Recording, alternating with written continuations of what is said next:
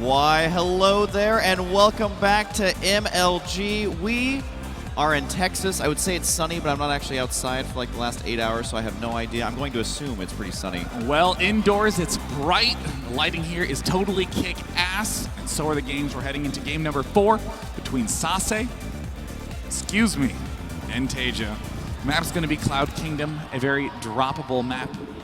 Spawning in the top right, doing a wide range of builds, all of which involve punishing the Protoss right from the get-go. It is Liquid Taeja. And his opponent down the bottom left side. This is going to be, I mean, he can't lose this game, otherwise he is going to be going on home. Give it up for Sase. And Sean, there are actually quite a few fans of Sase here. I've interviewed him several times myself. He's so nice. But you know, when you go up against Taeja, it doesn't matter how nice you are. You can't win with words in StarCraft 2. That is true, but my God, a lot of you seem to love Sase. So wonderful to have you, yeah. I love that I can look at you all right there. Hello, it's good to see you. Thank you. Everyone's waving back. That's Everyone at home gets a little weirded out, but that's fine. No, if you're at home, you can easily wave to the chat. You don't have to put your pants back on, it's fine. Sean cannot actually see them, which is probably for the better. That is, yeah, that's true, in fact, is a pants optional viewing experience. You know, Sase needs to do some form of scouting, I feel, earlier to figure out how to punish, how to read, I don't know, anything. You just can't keep doing. Yeah, he's got to, honestly, it feels to me like when you're in a tournament setting, you would obviously know more about this than I would, but it just feels like in the tournament setting versus a player like Taeja, you can't just play your ladder builds. You have to go something that is kind of feeling out how the match is going, feeling out how Taeja is playing, try and figure out what Taeja has prepared for, and then do the opposite. And I feel like watching Sase right now, it's kind of like watching his stream, where he's just doing some pretty standard stuff and playing it safe. But I think versus Taeja, correct me if I'm wrong, but he has to take some sort of risk here. Yeah, and I mean, I don't actually... You know, when you say you can't do your ladder builds, I will also say that no matter what, you should always be doing whatever you've prepared. Right. It's too scary to wing it on the fly. You'll almost always wind up in a bad situation. But, you know, that said, I really think it's aggression that's missing from Sase. We saw that aggression just destroy Taeja with ease in that weak spot. And Sase is a smart enough player to identify weakness, but I think he just needs to trust himself a little more. Looks like he is going to go ahead and go for the Stalker first here instead of the Sentry like we have been seeing. Do you have any thoughts about that? Does it really affect the game all that much? It makes me very happy. And given the fact that he's still saving up, I actually think he might be going for a Mothership core as well. Zealot marching on out. Looks like the bunker's just now getting started. It will be enough time. Will be enough time to get that up in time. And it looks like SCV is trying to pull the Stalker back. Nope. Gonna head straight on in. Yeah, gotta try and do some damage, but Taeja kind of known for playing it a little bit more defensive when he gets these early expansions. Sometimes you'll see Terran players try and be a little bit more greedy, but not today. The Zealot has hoofed it all the way over there. The Marine should be able to out-micro him. Might be able to stick it right on the SCV, but no, as you mentioned, that bunker is going to be done. And the Zealot gotta try and intercept. This is something Sase actually does really good. Oh! The Marine right there, narrowly making it inside. Now, all of a sudden, the Stalker Zealot, the chance of them doing too much is quite slim. So we'll see here. But for now, he's at least got the slight contain. And I do believe that that SCV, yep, nothing scouting out here for Taeja. So wouldn't call this a contain, but it's at least a scouting deny. Oh, it's a Twilight Council. Look at the Twilight from Sase. I love this. Okay, there's two big plays that Sase can do. One is Dark Templar. Always going to be effective as a contain. Also helps you begin the rest of your tech. You can begin getting upgrades, blink, etc. But I also love a fast blink play. Really solid in a position like this. You have this huge, wide ridge that you can exploit. No Mothership core yet, which, honestly, if I am Terran, I'm going to get a little bit suspicious. Yeah, I mean, the Time Warp can be very useful here, but Sase, there's the scan. Does it catch anything? Not really. The tech is in the back. There's going to be the Dark Shrine on the way. Now, does this spell disaster for Taeja, or does he still have ways to deal with early DTs? Well, it really depends on what his next investment is. I mean, Bomber has a pretty strict timing. He goes for Factory and eBay at the same time for that +1 upgrade. Alternatively, we could end up seeing a much faster factory and set of add-ons from Taeja, which could be disastrous. There's the Mothership Core coming up. That's going to be a key defensive tool in the midst of all this. Warp Gates now finishing up. Will he go for the 2 sentries? Probably, just to get a little bit of extra added defense. Oh, Zealot Sentry and a Forge. He's going to be getting the upgrades right away. I'm loving this opening right now from Sase. Yeah, Sase definitely spicing it up here just a tiny bit. He does have the pylons going down right now. Looks like the timing's going to be pretty good. They haven't been spotted. The probe hasn't been taken out, and about 10 seconds apiece on these buildings. The Dark Shrine has about 15, which means that pylon's going to be ready. Of course, his warp gates are going to be ready. Oh my God! He missed it. Oh, that is bad news bears for Taeja. Looks like 1 DT's morphing on in, and wow, another hallucinated Oracle coming in. And Taeja just dropped his mule, the only command center with enough energy for a scan, so this could actually be devastating. Now it's going to come down to the DT control. Can he chase down the running around SCVs? There's the fake Oracle right there. Does Taeja bite? Nope, he realizes that's definitely a fake. He's got to be seeing these DTs here any second, especially once they're attacking. No energy on these command centers, 18 energy and 30 energy. This is going to be a long couple of seconds. The DT is unfortunately going for the army. Would like to go for the workers right now. They're going to run away, try and build a missile turret right now, but Taeja, he missed the scan, he missed the scout, and this is going to come as a shocker for him. I mean, now it looks like we're even seeing Sase pick away the bunkers at the front. The DT has almost gotten into the main base. He's decided, no, that missile turret, that's fine if you end up getting that one up. I just want more kills. Sase's up to 8, 9 kills on just that DT. 14 kills. Look at the units lost tab. There's been almost nothing lost for Sase this entire game. And there's the eBay also taking some hits. Yeah, this 1 DT alone could do lots of damage. It's going to force more scans. We saw 1 scan at the natural. Is there going to be another scan before this reactor goes down? Yes, there is, but the Marines get taken out there as they hack down those last DTs. So Sase doing some incredible damage. They're able to kill 16 workers. Now, he's got to be careful, though, because we've seen Taeja's multitasking. We've seen his drops and his splits. And just because Sase is able to do some economic damage there until Taeja leaves the game. I mean, look at the supplies. They're still relatively even, and double medevacs are on the way. Now, it's a little bit deceptive how close the supplies are, because right now in Taeja's base, he has just the 3 barracks. Again, the next 2 big things you need as a Terran player is a 3rd command center and 2 extra barracks. But look back in Sase's base. The tech is completely rounded out. Speed is about to be done. 8 gateways. +1 armor is done. Robo facility getting ready to be wrapped up. 2nd forge. Is there even a Templar archives up yet? No, not quite. But I mean, you can still get archons with those DTs. So in this position, I really think that Sase just needs to deflect a single drop, and he'll be in excellent, excellent shape. Yeah, I think you're right there, and he could use DTs as well, if nothing else, to force the scans to deload that economy even further for Taeja. Speaking of that single drop, here it comes right now to the south. Decides to keep both medevacs together here. It does look like a couple zealots going to be warping in a perfect position. Of course, they can't attack the medevacs, but they can delay the DPS output from that drop, and really, when they have that many Marines and Marauders, you can absorb a couple of the volleys without losing too much. Then you can warp in the units that you need to defend it. We do have the +2 armor, +1 attack is on the way here, but force field there at the ramp, and a couple units do manage to escape right there. But, I mean, this is such a dicey situation for Taeja. He's only got the 1 attack, and he's going to be going up against a vastly superior upgraded army if he waits too long.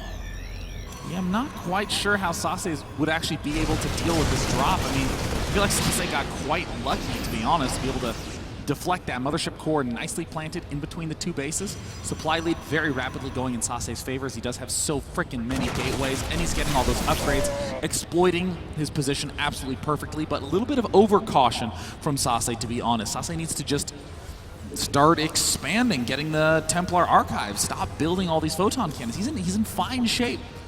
Yeah, no, absolutely. I think this is the first time in this series where he could expand safely, which is so tough for Protoss. It's almost, you know, it's something that all Protoss are wanting right now. And there's the force fields right there. Taeja, though, being so aggressive. He sees just pure zealots, so as long as he micros correctly, can get some guaranteed damage there. But the force field right there a little bit better. Manages to load them up. Can he kill the medevac? Nope, they're way too fast. Super slick. Interesting play to go straight for the Colossus.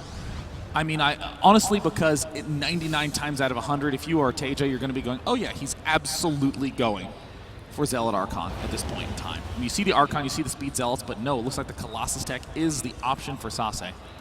And that Mothership Core with full energy. He could even use that to recall his army at some point if he decides to do that, but most likely will use it for the defense there, because even though the Medivacs can heal through the DPS of the Nexus quite easily, it just gives you that little extra edge to buy yourself some additional time. There is the Marine right there, finally got to spot that pylon up to the north, scanning right there at the Watchtower to go ahead and take out those units there, and the DT there going to say, nope, that's my pylon.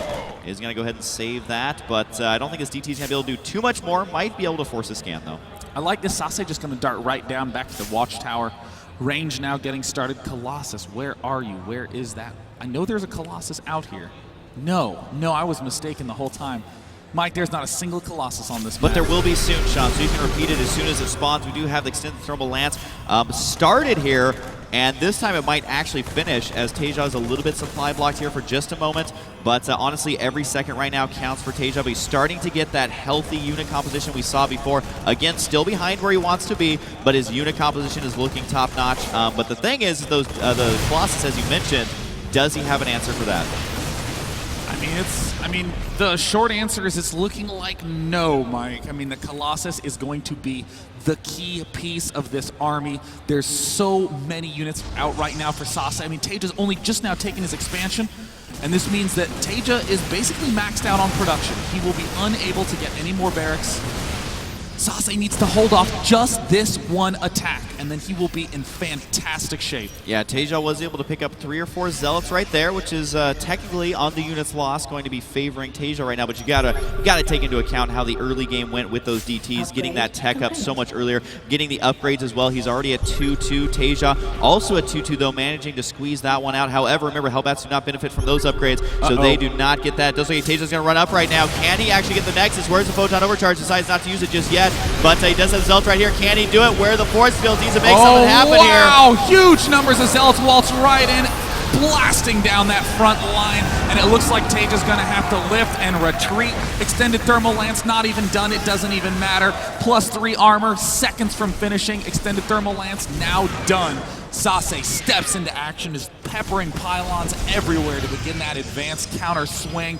Templar Archives now coming up. Sase is playing this off perfectly. Yeah, I gotta say, those Hellbats are so good when they're in the face of the Protoss, but so bad when they're trying to waddle away. They're gonna get left behind. You also have to remember that Hellbats do take up 4 spots in a medevac. That means you can only carry 2 of them at a time, so loading them up to save units is not usually an option here. It does look like Sase may overextend just a little bit here, taking an EMP right to the face, and now the Colossus are on the field, or excuse me, not the Colossus, but the Vikings to deal with the Colossus here. Supplies still gonna be favoring Sase, but right now it is gonna be a 3-base versus 3-base situation. Is Taeja going to go for this? Might get a pylon here, no reinforcements. But if you're Sase, Sean, what do you do to keep any momentum you have right now? Well, the biggest question is, can you hold that right Watchtower right now? Sase is holding it very strong. We're seeing the army begin to move southward from Taeja.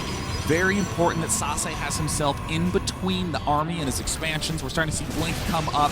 Protoss ground 3 is just now done. That is a 3-3 Protoss versus a 2-2 Terran.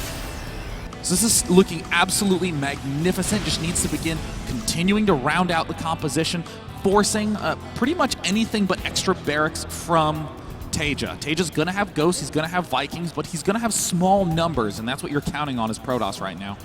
It does look like the Zealots there getting cleaned out of the Watchtowers. Taeja has actually picked up a surprising amount of Zealots around the map, but at this stage of the game, those Zealots are starting to become sacrificial. He still can't afford to lose the majority of them, though, because he is not maxed out and doesn't have enough money quite yet to be able to warp in an entire new army. It looks like the Mothership Core going to get taken out right away. Storm's there, I think, doing more damage to his own units. Again, though, the Zealots a little bit sacrificial at this point, but losing that Mothership Core very frustrating, as it did have full energy.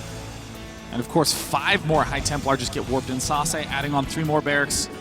Sase's really kicking into gear. There's the probe along the right side, beginning to waltz right on up. It'll get taken out, but again, it's a signal that Sase wants to end this game now.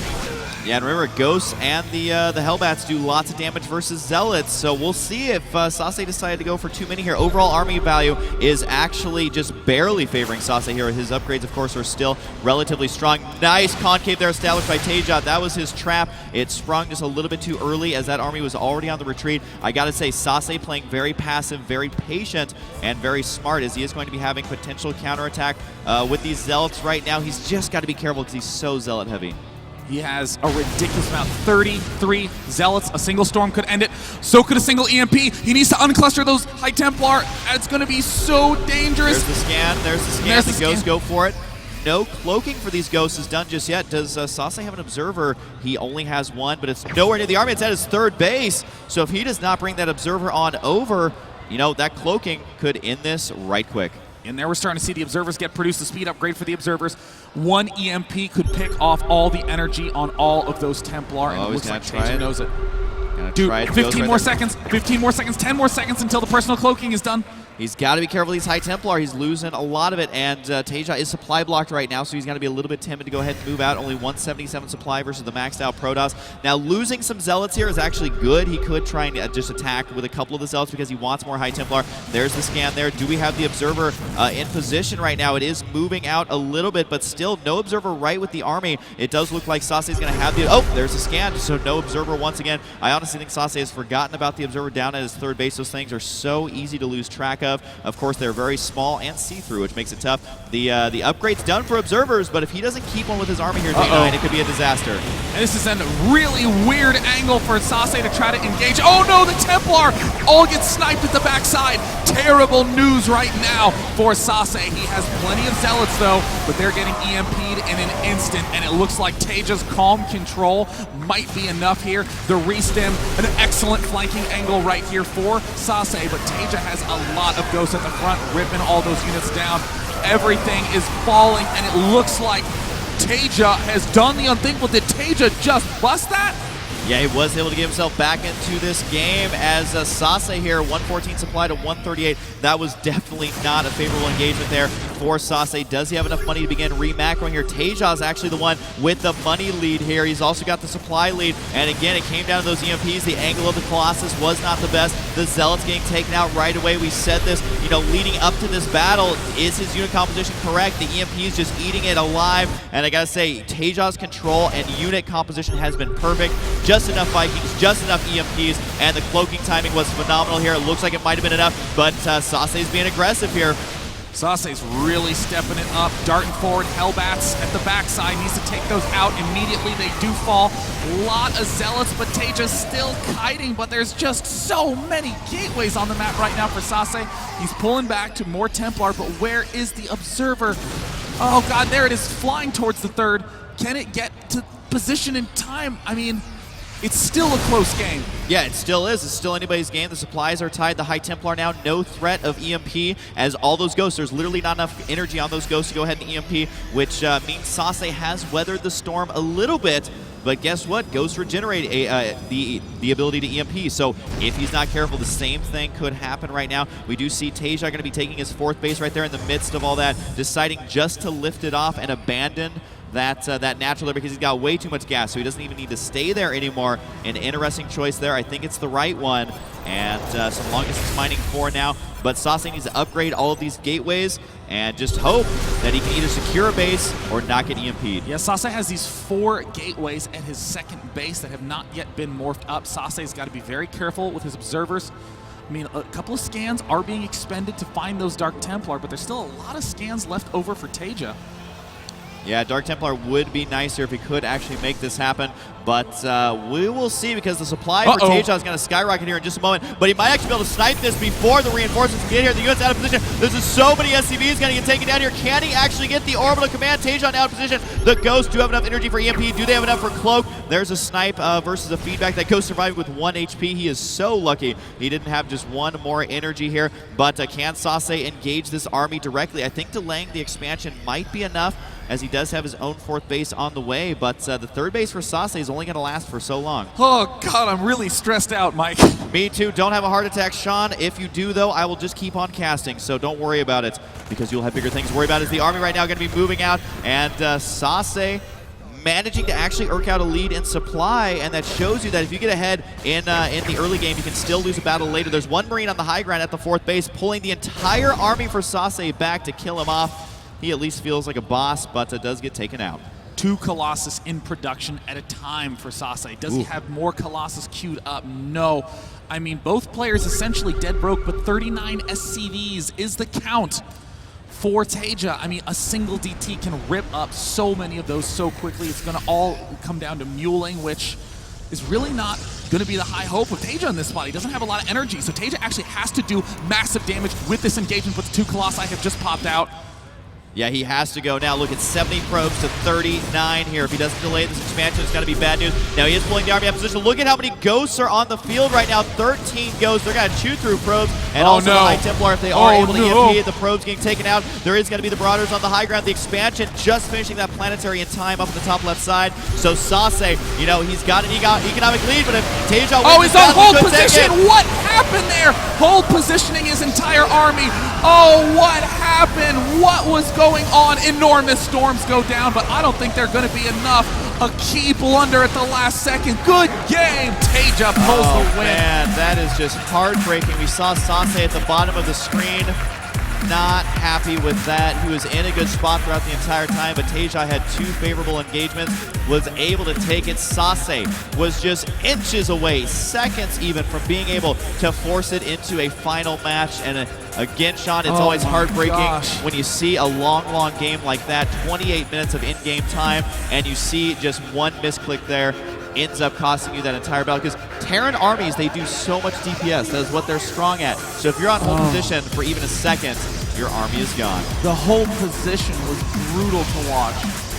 That was such a painful moment. I'm actually trying to step ahead into the game to see if I can rewatch that moment, to see if what happened. I mean, I can understand the hold position, trying to pick off the ghost, trying to rearrange your army, but it was just the slight wrong time.